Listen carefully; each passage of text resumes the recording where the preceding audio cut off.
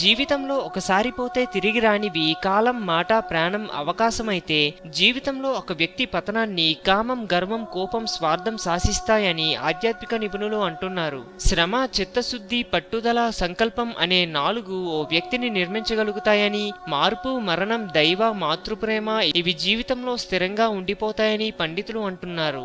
అలాగే ప్రేమ, విశ్వాసం, నమ్మకం, మానవత్వం అనే 4 అంశాలు జీవితంలో అత్యంత విలువైనవని ఆధ్యాత్మిక నిపుణులు సూచిస్తున్నారు.